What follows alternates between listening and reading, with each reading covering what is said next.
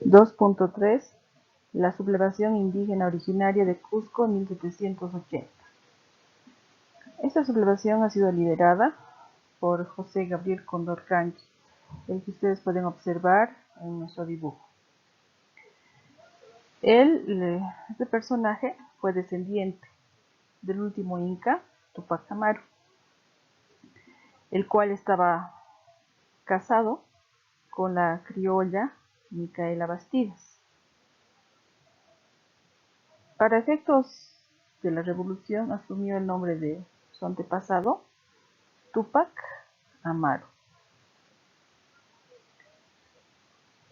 Esta gran revolución inició el 4 de noviembre del año de 1780 con el arresto del corregidor de Pinto.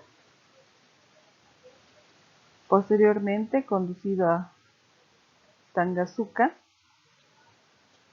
donde el líder rebelde le ha obligado a firmar una orden de entrega de armas y dinero para la revolución. En los días siguientes empieza a asaltar los obrajes, ordena la detención de otros corregidores y envía cartas a los negros, planteando el fin de la esclavitud. A los criollos y mestizos ordenando el fin de las alcabalas y tributos. Este último dicho fue o se puede encontrar en el libro de Puente. En días ya posteriores, la revolución se propagó rápidamente. Ahí se adjuntan Cusco, Arequipa, Moquegua y Tacna, que es territorio del Perú. Más adelante, todas las provincias del sur de Perú se declararon en rebelión, y que de igual manera estaban enumeradas. En Argentina, Tucumán se declaró en rebelión en el Collado, a la cabeza de Damaso Catay. Los indígenas prepararon su campamento en Punillas, justamente para el asalto de la Real Audiencia de Charcas. Y así, continuamente, la rebelión ha alcanzado a gran parte del virreinato del Perú y parte del virreinato del Río de la Plata. El 18 de noviembre, Tupac Amaru, en una batalla feroz en Sangarará, derrota a los realistas, que son los españoles, con lo que el acceso a Cusco queda despejado y avanzó hacia esa ciudad con algo de retraso. Mientras su esposa, Micaela Bastidas, exigió la urgente concentración en Cusco para el cerco de esa ciudad. Pero este proyecto avanzó a paso lento y permite que las fuerzas realistas se refuercen con tropas enviadas desde Lima. A mediados del mes de marzo de 1781, el ejército realista, conformado por indígenas en su mayoría, que eran adeptos leales a la corona, salen de Cusco dispuestos a aniquilar al ejército de Tupac Amaru, mientras que éste pretendía emboscarlos en una quebrada. Pero fue traicionado por Tuimaño, quien pasa la información detallada de la emboscada a los realistas. Es decir, que les cuenta, les avisa. Él estaba enterado de todo el movimiento de este ejército indígena de Tupac Amaru en un accidente geográfico, es una quebrada, ¿no? Es por donde se va descendiendo y ascendiendo. Los caminos, por ejemplo, en nuestro país, en Bolivia, un ejemplo, Oruro, Cochabamba, hay una parte que vamos descendiendo, estamos en la altura, ¿no? Entonces es quebrada. En ese tipo de territorio estaba planeado esta emboscada y este espía avisa de todos los detalles al ejército del rey, y el 5 de abril Tupac Amaru intentó romper el cerco y emprendió una precipitada huida, pero lamentablemente lo capturan al día siguiente. Esto en la batalla de Tinta. Para eso fue determinante la participación del cacique Pumacahua con los chinchas, la participación del cacique Quiquihuanca de Sangaro y la traición de su compadre y capitán, el mestizo Francisco Santa Cruz. De este desastre de Tinta se salvaron varios parientes de Tupac Amaru. Entre ellos se encontraba Diego Cristóbal, Andrés Miguel y Mariano, quienes en posteriores días emprenden vanos esfuerzos por rescatar. Tupac Amaru, ya en Cusco, fue intensamente interrogado, torturado, martirizado y condenado a muerte, junto a su esposa y otros parientes, como Hipólito y Francisco Tupac Amaru, quien era su tío e hijo. Finalmente, el 18 de mayo de 1781, este gran rebelde, Tupac Amaru, murió descuartizado. 2.4 La sublevación indígena originaria de Chuquiagomarca en 1781. Esta fue liderada por Julián Apaz, que en su condición no era curaca, más bien era comerciante de coca,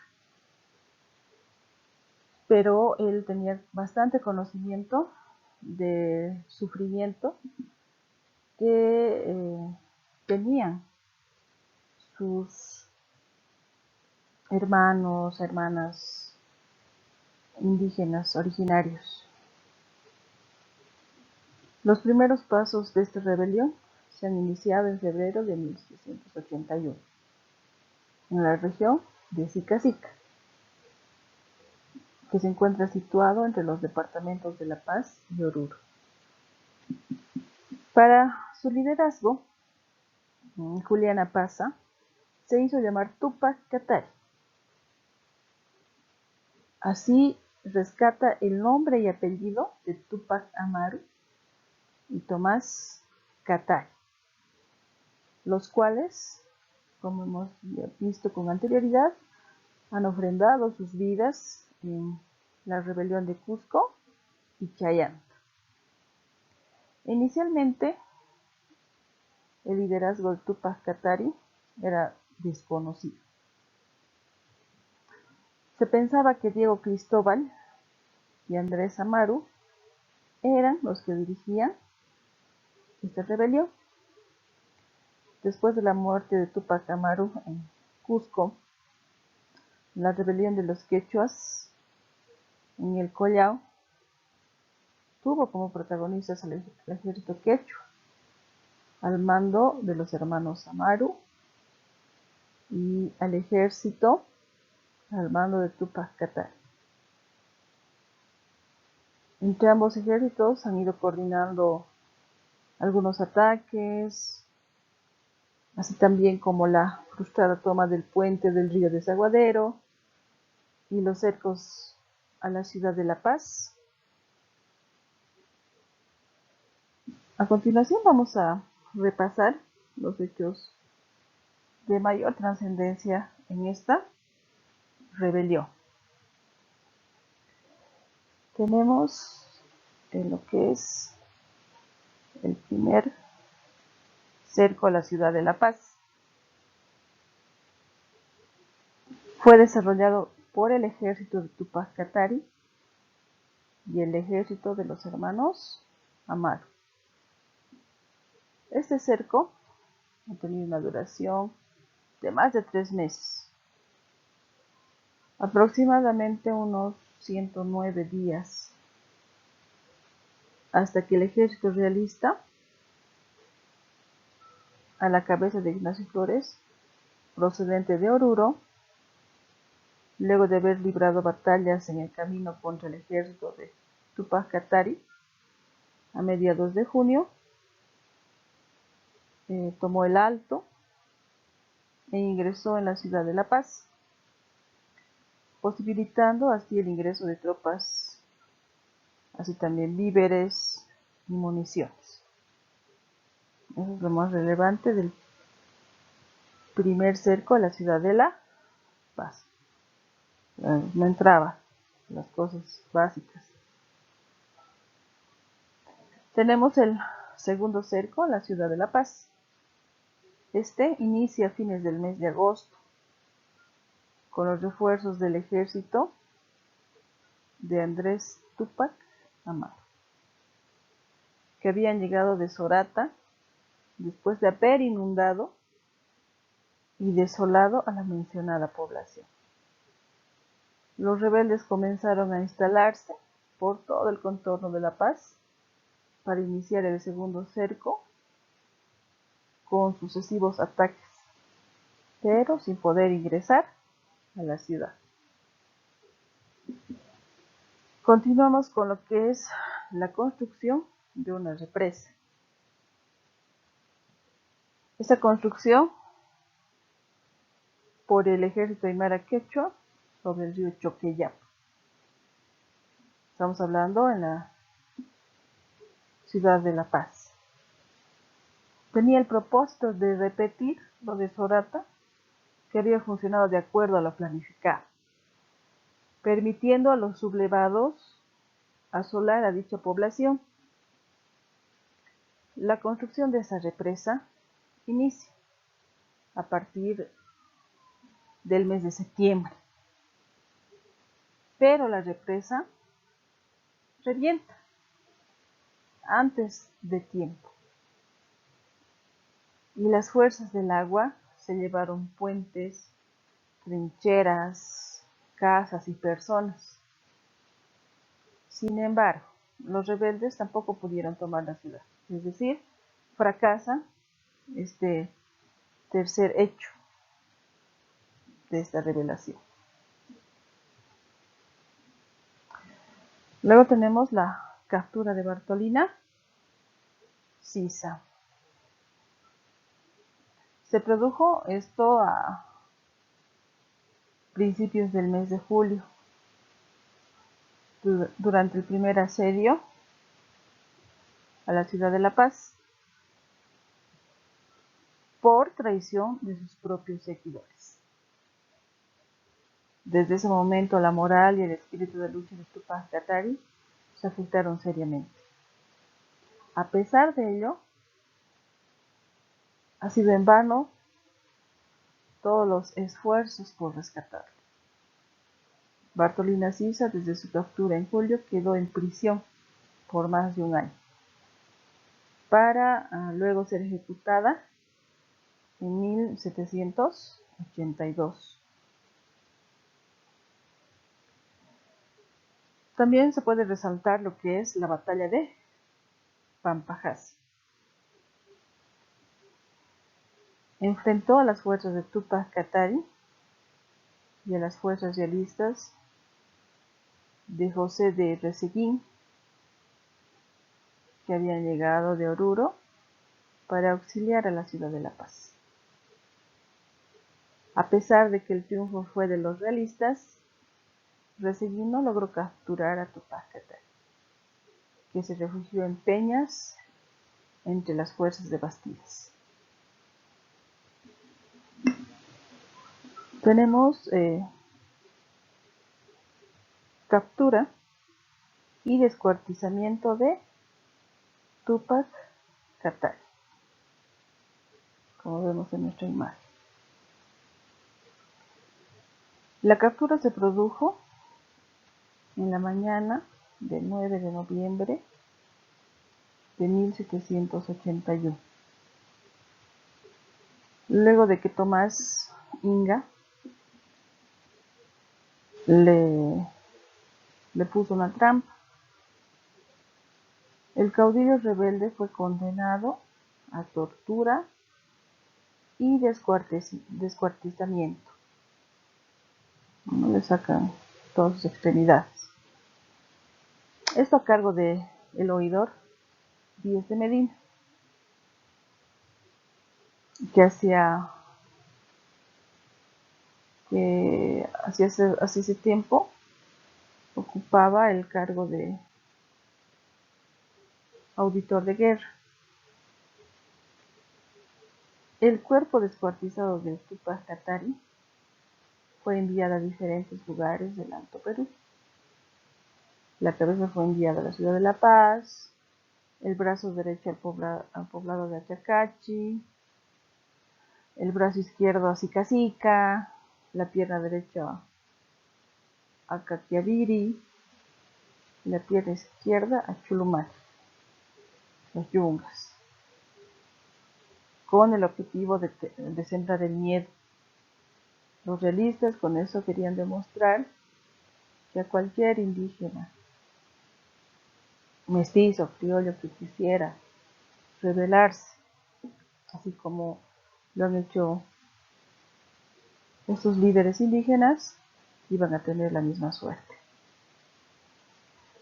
Los jefes del ejército quechua, los hermanos Amaru, a pesar del indulto ofrecido por los españoles, indulto quiere decir que reciben el perdón, porque hacer esas rebeliones era traición y por eso los condenaban, se los hacía en juicio y tenían este final. Pues los perdonan.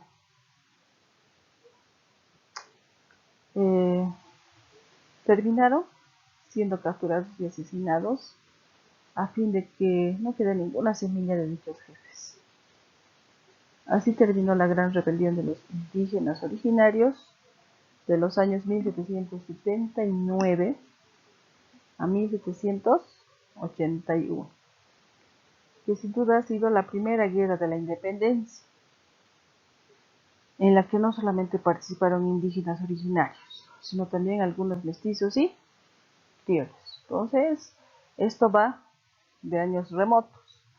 La liberación de nuestro país, de la República de Bolivia y todos los países componentes del Alto Perú han llevado a cabo una serie de procesos de sublevación que hemos visto en esa temática justamente, que van desde el fracaso.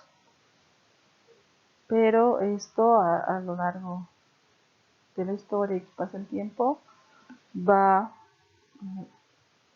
teniendo más viabilidad.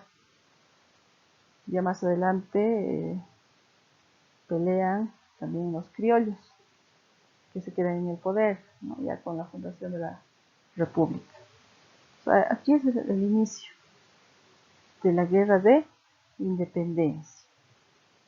No nos vamos a enmarcar, a veces confunden la fundación de la República cuando se gana las batallas con Simón Bolívar, Antonio José de Sucre, ¿no? Sino que empieza en principio con estos líderes indígenas. Entonces, con esta con este último subtítulo terminamos lo que es el tema 3. Ya saben, ¿no? En su cuaderno, como es costumbre, ustedes definen los conceptos más importantes y elaboran su resumen global del tema, acompañado de sus gráficos, su vocabulario,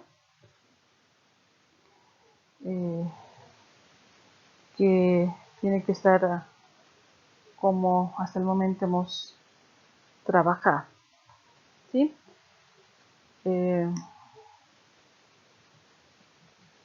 Como actividad complementaria, ustedes van a buscar la biografía de los líderes indígenas que hemos mencionado dentro de la temática. Y esto va a estar programado para nuestra siguiente clase, que es el siguiente miércoles. Entonces ya tienen tarea.